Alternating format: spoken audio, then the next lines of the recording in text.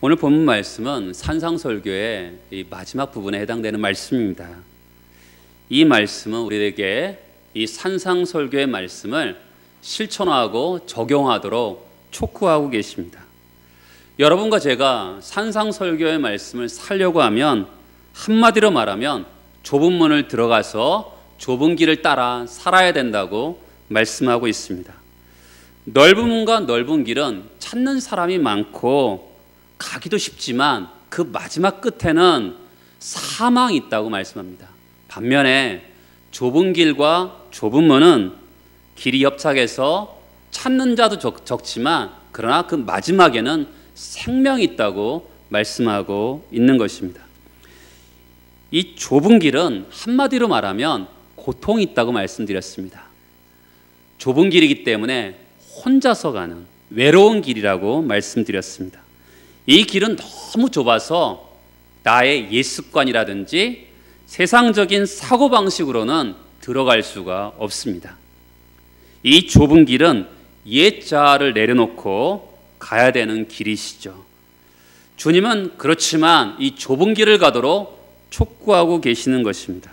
그런데 이 좁은 길에는 반드시 무엇이 있냐면 장애물과 방해물이 있습니다.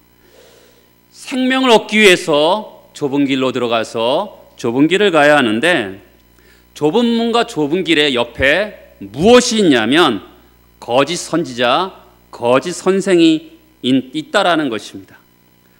우리의 바깥으로부터 공격이 들어온다는 것이죠.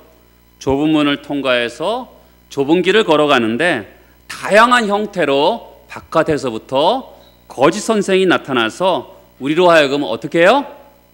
넓은 길로 가서 사망으로 이끄는 거짓 선지자가 있다라는 것입니다. 교회 안으로 들어와서 성도를 유인해서 좁은 길로 가려고 하는 그 성도들을 넓은 길로 유인하는 거짓 선지자가 있다고 성경은 말씀하고 있는 것입니다. 이런 방해물은 우리 바깥에만 있는 것이 아니라 다음 주에 말씀을 드리겠지만 우리 안에도 있습니다. 우리 자신 속에도 좁은 문, 좁은 길을 가고자 하는 때 방해물이 있는데 오늘은 우리 바깥에서 방해하는 장애물인 거짓 선지자에 대해서 말씀을 나눠보려고 합니다. 하나님은 말씀하시는 하나님이세요. 구약에서는 선지자를 통해서 말씀하셨고요. 신약성경 초기에는 사도를 통해서 말씀하셨습니다. 성경이 기록된 다음에는 설교자와 성경을 가르치는 사람을 통해서 말씀하셨죠. 오늘은 선지자라고 하는데 선지자는 하나님의 말씀을 대변하는 사람입니다. 우리가 선지자를 알기 쉽게 하기 위해서는 제사장과 선지자를 대비할 필요가 있어요. 제사장은요, 사람을 대표해서 하나님께 나아가는 사람입니다. 사람의 뜻을 하나님께 아뢰는 사람이 제사장이고요. 선지자는요, 하나님을 대변해서 사람에게 말하는 사람이죠. 하나님의 뜻을 사람에게 말하는 사람이 바로 선지자인 것입니다. 근데 이 선지자를 조심하라는 것이죠. 왜냐하면 가짜가 있기 때문에 그렇습니다. 여러분, 지도자를 잘 만난다는 것은 참 복이에요. 수학을 잘하기 위해서는 정말 수학 선생님을 좋아야지만이 수학을 잘할 수 있는 거잖아요. 근데 우리가 인생을 살다 보면 계속적으로 배우고 여러 형태의 선생을 만나게 되는데 그때마다 조심하라는 것입니다. 왜냐하면 특히 영적 지도자에 대해서 조심하라고 그러는데 이유가 있어요. 그것은 나의 영원한 생명을 좌우할 수 있기 때문에 그렇습니다.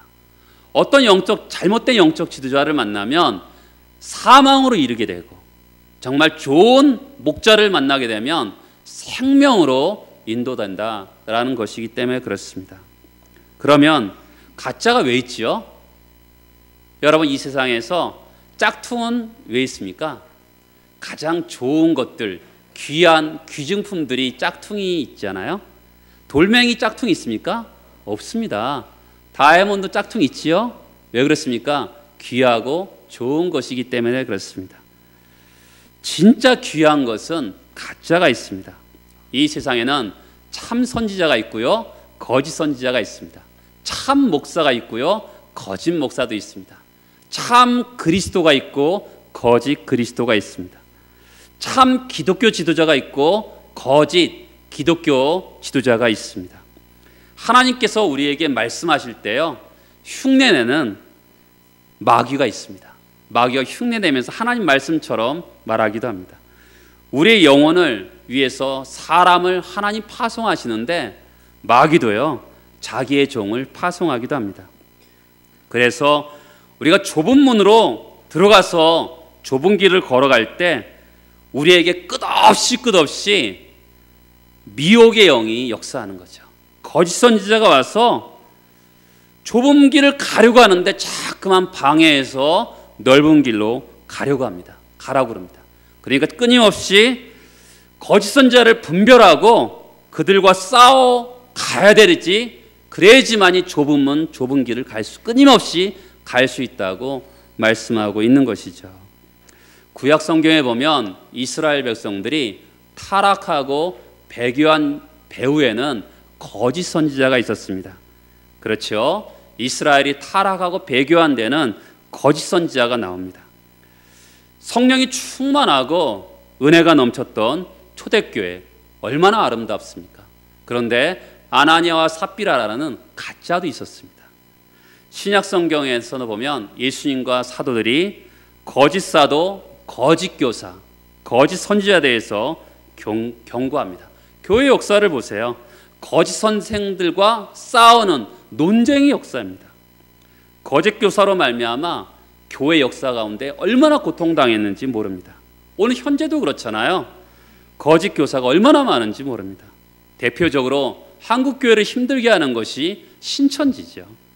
신천지는 장기적으로 치밀한 전략을 가지고 들어옵니다. 교회에 들어와서 굉장히 열심히 합니다. 그러다가 교회 중직자가 되죠. 교회 중직자가 되어서 교회의 어떤 중요한 결정을 할 때 굉장히 교회를 고통스럽게 하는 것이죠. 신천지는요, 목사도 파송합니다. 교회에 목사가 들어와서 담임 목사를 쫓아내고 자기가 담임 목사가 되면서 그 교회 자체를 들고서 신천지로 들어갑니다. 굉장히 정신 차려야 되는 것이죠. 거짓 선생은요, 사람들로 하여금 생명에 이르는 좁은 길을 가도록 격려하지 않고요, 우리를 자꾸만 넘어뜨리려는 것이 거짓 선생인 것입니다.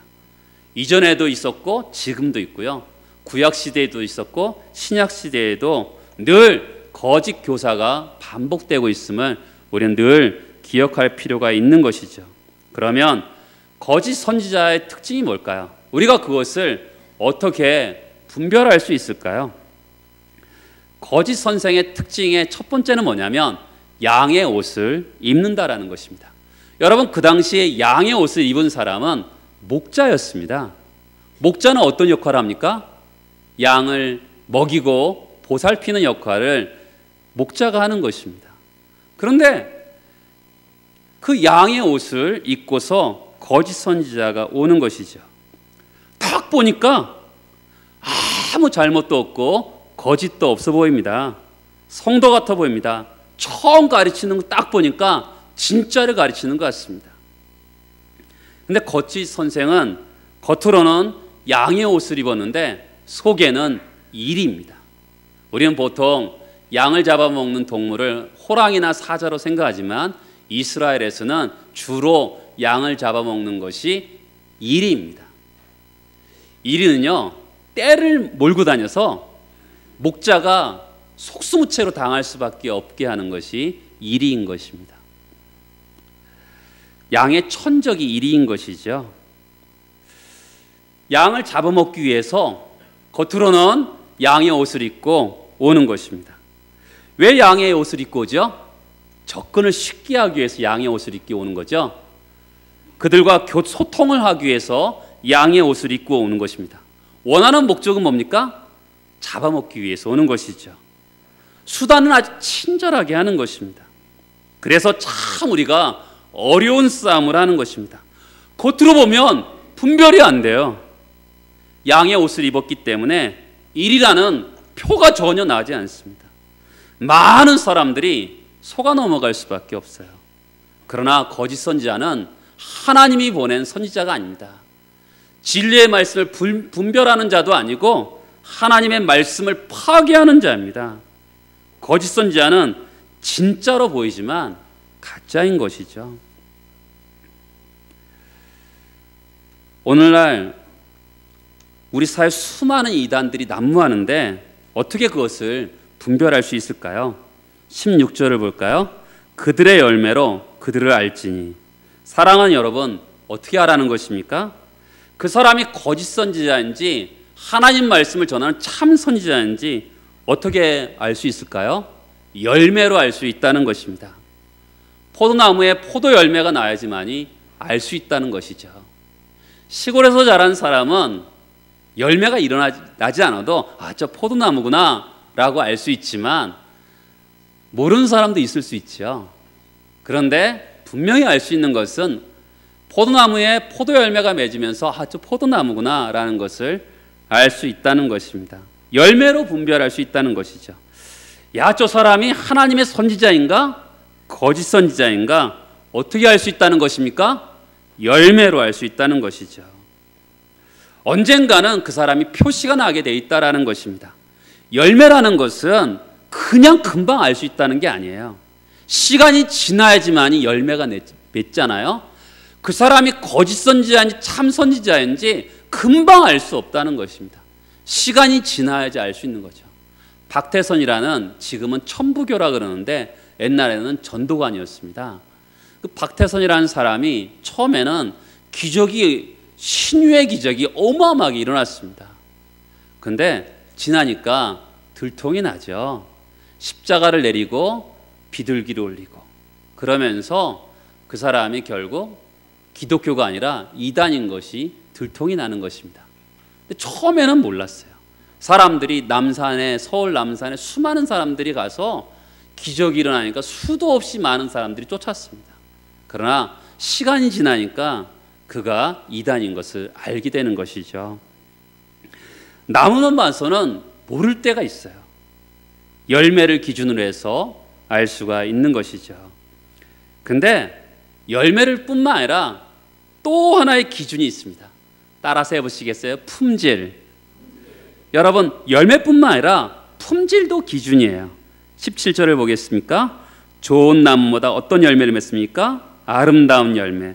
못된 나무가 어떤 열매를 맺습니까? 나쁜 열매를 맺습니다. 좋은 나무가 나쁜 열매를 맺을 수 없다는 거예요. 불가능하다는 겁니다. 못된 나무는 아름다운 열매를 맺을 수 없다는 거죠. 품질을 가지고도 알 수 있는 거죠. 좋은 열매를 통해서도 알 수 있지만 그 나무의 품질을 통해서 거짓 선지자인지 참 선지자인지도 분별할 수 있다라는 것입니다. 여러분, 우리가 바른 믿음에 있는지도 열매를 통해서 알 수 있죠. 열매는요, 그 나무의 속성을 드러내는 것입니다. 포도나무에는 포도 열매를 맺고요, 무화과 나무에는 무화과 열매를 맺습니다. 좋은 나무에는 좋은 열매를 맺고요, 못된 나무에는 나쁜 열매를 맺습니다. 열매를 보고 누구든지 분별할 수 있다라는 것입니다. 그런데 거짓 선지자를 분별할 수 있는 열매가 뭘까요? 두 가지가 있습니다. 가르침과 행실입니다. 첫 번째, 무엇으로 알 수 있냐면 그가 가르치는 교훈으로 알 수가 있습니다. 여러분, 처음에는 분간할 수가 없어요. 열매는 처음부터 분간할 수 있는 게 아닙니다. 시간이 지나면 알 수가 있는 거예요. 저랑 아내가 CCC 할 때 충청도 쪽에 가서 예배를 드리러 간 적이 있었습니다. 전도하면서 계속 일주일 동안 움직이는 것이었기 때문에 계속 움직이면서 교회를 찾아서 예배를 드리러 간 적이 있습니다. 처음에 갔더니 애들이 너무너무 많은 교회였어요. 그래서 우리한테 교회 학교를 부탁했습니다. 그래서 그들에게 구원에 대해서 알렸습니다. 그런데 좀 이따 예배를 드리는데 이분이 설교를 하는데 그때까지 몰랐어요. 근데 가르침이 이상한 거예요. 이단이었습니다. 그래서 그대로 박차고 나왔죠. 여러분, 처음에는 알 수 없어요. 그런데 시간이 지나면 알 수 있습니다. 그 중에서 제일 분별하기 쉬운 게 가르침이죠. 그가 입에서 나오는 교훈을 통해서 양인지 이리인지 식별할 수 있는 첫 번째 기준이 바로 그의 가르침인 것입니다. 둘째가 무엇이냐면 그의 행실입니다.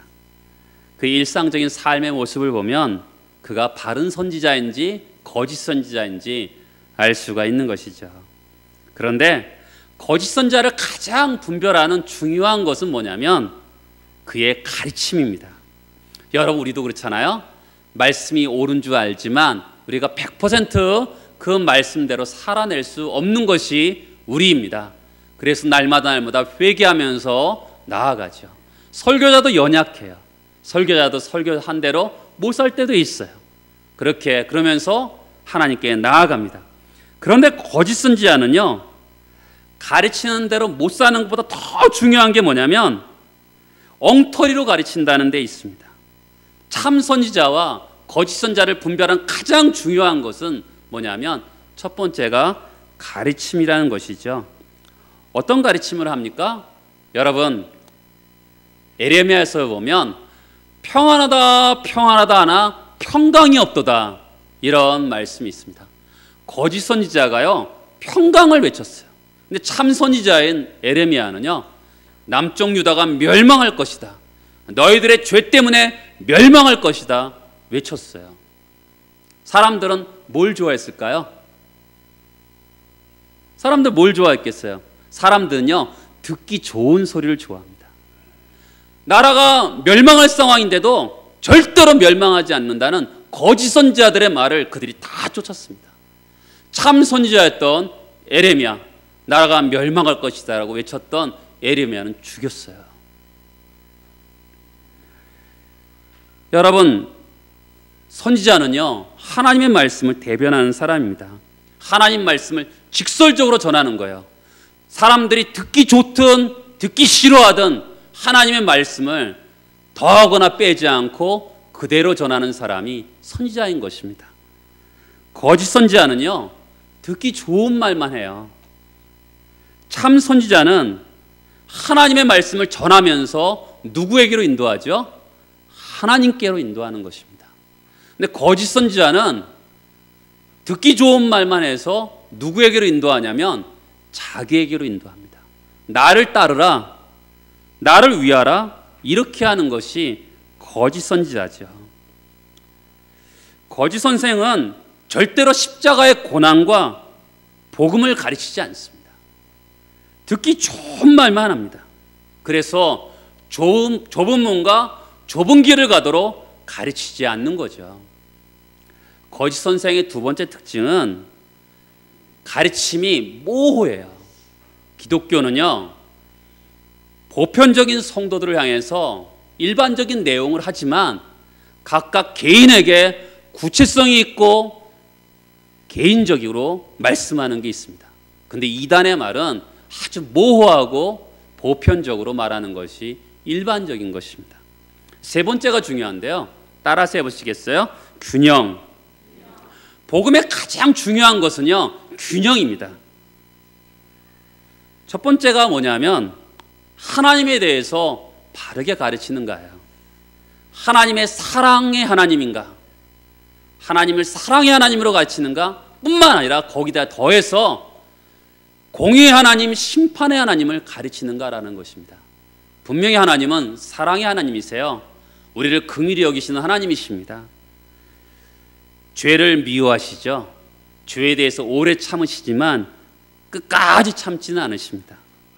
오래 참으시고 돌이킬 기회를 주지만 그럼에도 돌이키지 않으면 죄에 대해서 심판하시고 형벌하시는 분이십니다. 여러분, 하나님의 성품에 대해서 한쪽만 얘기하는 사람은 가짜 선생입니다.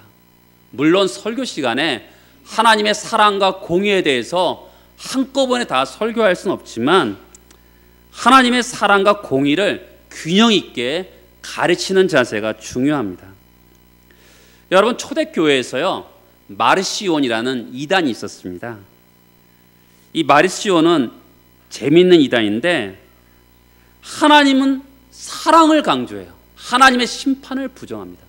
아니, 독생자를 주시기까지 우리를 사랑하셨는데 지옥이 어디 있어? 지옥이 혹시 있다면 지나가는 교도소와 같겠지. 이렇게 가르쳤습니다. 하나님의 공의와 심판을 무시했어요. 여러분, 이단은요 굉장히 편파적이고 편협합니다. 만약에 여러분들이 어디 가서 오랫동안 들어봐야지 안다 그랬죠? 하나만 가르친다. 그건 가짜 선생이죠. 하나님의 공의와 하나님의 사랑을 균형 있게 가르쳐야지만이 그것이 진짜 선생인 것입니다. 두 번째는 뭐냐면 인간의 죄악에 대해서 가르치는가 합니다.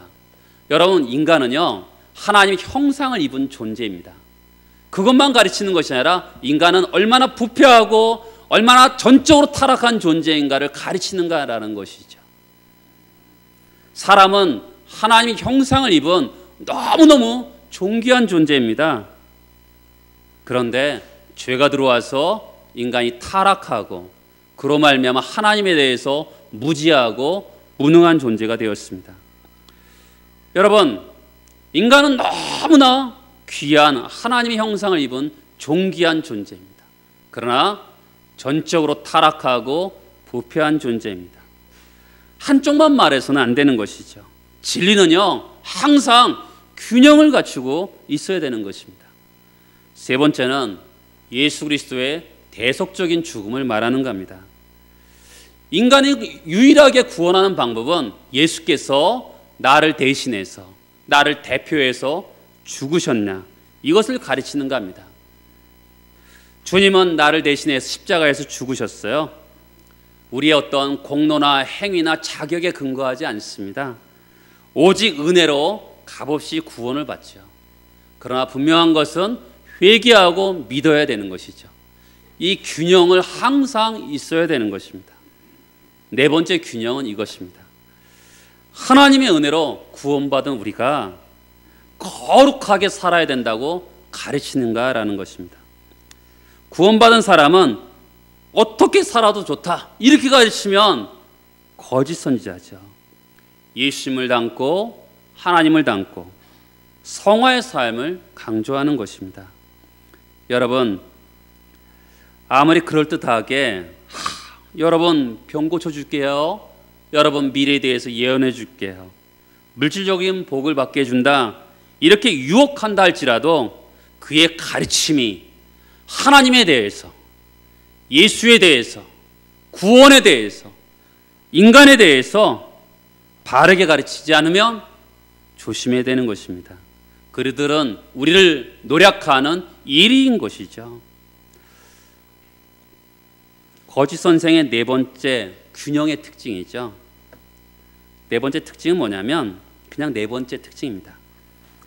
거짓 선지자는 잠시 동안은 가장할 수 있어요. 그런데 자기 욕심을 드러냅니다. 본심이 돈이 욕심이면 언젠가는 돈 이야기가 나올 거고요. 본심이 명예였다면 자기 영웅주의가 드러나게 될 것입니다. 조금만 기다리면 돼요. 왜냐하면 열매를 통해서 알 수 있기 때문에 그렇습니다. 그 거짓 선지자의 궁극적인 지향이 뭐냐면 세상적이고 육체적인 것이죠. 그러나 기독교는 그렇게 가르치지 않습니다. 성경은 그렇게 가르치지 않아요. 거짓 선생들이 가르치는 특징이 아까 균형이 깨진 거라고 말씀드렸죠. 그렇다면 삶의 특징이 뭘까요? 그의 가르침이 균형이 깨진 가르침이라면 삶의 특징은 뭘까요? 여러분, 저를 보시겠어요? 우리 한국 사람들은요 유교적인 영향 때문에 이 겉으로 보기에 그 사람이 굉장히 윤리적이고 도덕적이면 저 사람 성도 같다 이렇게 생각이 들어요. 그렇죠? 사람들은요, 우리 한국 사람들은 굉장히 유교적인 영향 때문에 바깥으로 그 사람이 세속적인 경향이나 괴팍스러움이 없다면 성도일 것이다 이렇게 자꾸 생각합니다. 그러나 여러분, 속아서는 안 돼요. 겉으로는 윤리적이고 도덕적일지 몰라도 그 내면적으로 변화가 없으면 그 사람은 육체일 뿐입니다. 주님은 내적 변화가 담아있는 귀한 겉으로 드러나는 열매를 원하시는 것이죠. 기독교는요, 진정한 내면의 변화가 담겨져 있는 윤리와 도덕을 가진 종교인 것입니다. 그러므로 거짓 선생과 참된 선생에서 나타나는 중요한 차이가 뭐냐면 이겁니다. 참된 선생에게는 뭐가 나타나냐면 이겁니다. 따라서 해보시겠어요? 팔복의 성품을 가진 사람. 그렇죠? 팔복은 가난한 사람이잖아요. 가난한 사람. 그가 하나님의 도움 없이는 살 수가 없다고 생각하는 사람인 것이죠. 자기를 부정하고 자기의 깨트림이 있는 사람입니다. 자기가 너무 악한 줄 알기 때문에 애통하기도 합니다. 자기가 너무 부패한 본성을 가지고 있는 사람이기 때문에 남을 판단하거나 정죄하지 않습니다. 먼저 자기 눈에 들보를 빼고 겸손과 사랑을 가지고 남의 눈에 작은 티를 빼는 사람입니다. 마음으로부터 화평을 추구하는 사람이에요. 근데 거짓 선생은 어떠냐면 어디를 가든지 분쟁과 분리를 일으킵니다. 그냥 어떤 사람이 멀쩡해 보여요. 사귀었더니 나의 신앙이 황폐해지고요, 교회 봉사활동을 하지 않게 되고 세상을 점점 말하는 것마다 부정적으로 이야기하고 비난의 말을 하게 하면 결국에는 그 사람 신앙이 병든 겁니다. 여러분, 거짓 선지자를 만나면요, 거짓 선생을 만나면 그렇게 분열과 분리가 일어나는 거예요. 참된 선지자를 만나보세요. 그러면 신앙도 좋아지고 성격도 밝아지고요, 사람들과 화목해지는 거예요. 참되고 바른 선생은 어떤 열매를 맺습니까? 또 한번 따라서 해보시겠어요? 성령의 열매를 맺는다. 그렇죠? 사랑과 희락과 화평과 오래 참음과 자비와 양성과 충성과 온유와 절제의 열매를 맺죠. 근데 거짓 선생은 뭘 갖고 기뻐하죠? 자기를 인해서 기뻐합니다. 반면에 참된 선생은요, 참된 선생의 가르침을 받은 성도는 하나님을 인해서 기뻐하죠. 고난을 받아도 기뻐하고요. 그리고 참된 선생은 에서 변화를 받은 사람은요, 사람을 변화시키는 게 얼마나 어려운지 알기 때문에 오래 참습니다. 그 사람에 대해서 오래 참는 거죠. 참된 선생이 가진 특징이 뭐냐면 충성이에요. 여러분, 사람들은 신분을 가지고 그가 가지고 있는 학벌로 사람들을 평가하지만 제가 이렇게 목회를 하면서 경험하는 것은 최고의 덕목이 충성입니다. 예수를 닮은 성품을 갖는 것이죠. 여러분, 거짓 선생은 자기를 높이고 자기를에 초점을 맞추는 그런 사람이 거짓 선생의 특징입니다. 그리고 분리와 분열이 일어나는 것이죠. 여러분, 기독교가 영어로 뭐죠? 프로테스탄트예요. 이 프로테스탄트는 항거하는 사람이라는 것이 뜻입니다. 마르틴 루터가 잘못된 교권을 향해서 항거를 했습니다. 그러나 하나님의 뜻에는 예스를 했어요. 여러분, 지금 한국 교회가 왜 무너집니까? 욕망에 사로잡혀서 무너지는 거예요. 그 욕망에 대해서 항거해야 되죠. 프로테스탄트, NO! 거부하고 하나님의 뜻에 대해서 예스하는 사람이죠. 예수께서 자기를 부인하고 나를 따르라고 말씀하잖아요. 자기를 부인하는 게 뭡니까? 자기를 비우고 하나님을 주인으로 모시는 것이죠. 여러분, 모세를 한번 보시겠어요? 저를 보시겠어요? 모세가요, 애굽 왕궁 국립대학에서 자랍니다. 최고의 대학이죠. 거기서 이집트 학자와 그리스 학자를 통해서 병법과 지리와 역학과 웅변을 배웁니다. 모든 학문을 배워요. 모세가 그 이집트 공주의 그 양아들이 되었잖아요. 그때 조사에 의해서는 이집트 역사에서 가장 강력한 여왕 중에 하나라 그래요. 그 여왕의 아들입니다. 40년 동안 특별 교육을 받았습니다. 어머니인 요셉으로부터 이스라엘을 돌보는 것에 대해서 교훈을 받게 되었습니다. 드디어 이스라엘 백성들을 섬기기로 결단을 내렸습니다. 여러분, 그 정도면 준비되지 않았습니까? 나이도 40 젊잖아요. 패기와 열정 있잖아요. 그리고 신분도 이집트의 왕자였습니다. 그리고 배운 것도요, 최고의 학문을 배웠습니다. 그런데 하나님께서 그 당시에 모세를 사용하지 않습니다. 그를 광야 학교로 보내시는 것이죠. 여러분, 애굽의 왕실 학교를 배운 모세와 하나님의 광야 학교를 지낸 모세를 한번 비교해 보시겠습니다. 나이 40, 외모도 출중하고요, 신분도 아주 좋습니다. 교육도 아주 잘 받았습니다. 동족을 돌볼 마음도 생겼어요.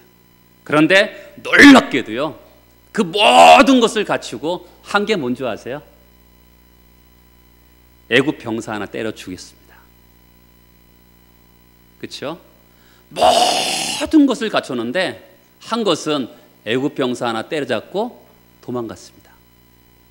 그런데 80세의 모세, 광야 학교를 지낸 모세는 이스라엘 백성들을 200만 명을 출애굽시킵니다. 노예 근성이 쩌들은 그 사람들이 원망과 불평을 합니다. 그런데 그들을 죽이지 않아요. 그들을 가슴에 품습니다. 끝없이 품어내죠. 모세가 끝까지 하나님을 의지하고 하나님의 마음으로 영혼을 바라봅니다. 여러분, 교회는요, 40세의 모세를 일꾼으로 세우는 공동체가 아닙니다. 교회가 성도가 기대하는 일꾼은요, 그가 가진 재능과 신분이 아니라 하나님과 동행하는 사람이 일꾼인 것이죠. 거짓 선생과 우리의 삶의 방식이 다르죠. 많은 사람들은요, 듣기에 좋은 소리를 듣기를 원합니다. 여러분, 거짓 선생의 가르침, 듣기에 좋은 소리만 들어보세요. 어떤 소리를 듣겠어요? 우리의 욕망을 불직 지피는 그런 소리만 하는 겁니다. 여러분, 예수 믿으면 부자 됩니다. 여러분, 예수 믿으면 병이 낫습니다. 여러분, 예수 믿으면 잘 됩니다. 이런 소리만 듣는 거예요. 그러면 우리 마음에 욕망이 일어나는 거죠. 여러분, 지금 사람이 죽어가요. 누가 보더라도 병원에서 의사가 곧 죽습니다. 우리가 보더라도 죽게 생겼어요. 여러분, 그때 우리는 뭐 해야 돼요? 그 사람에게 천국과 지옥을 가르쳐주고 예수를 영접해야 되는 거 아니겠어요? 그런데 이렇게 말한다 보세요. 예수님이 이분을 고쳐주실 것입니다. 15년이나 생명이 연장될 것입니다. 그렇게 말하면 듣기 좋은 소리죠. 누가 안 좋아하겠어요? 그러나 그 사람은 지옥 가는 거예요. 듣기 좋은 소리가 아니라 하나님의 정확한 말씀을 전해야 되는 것이죠. 그 사람을 살려야 되는 말씀을 전해야 되는 것이죠.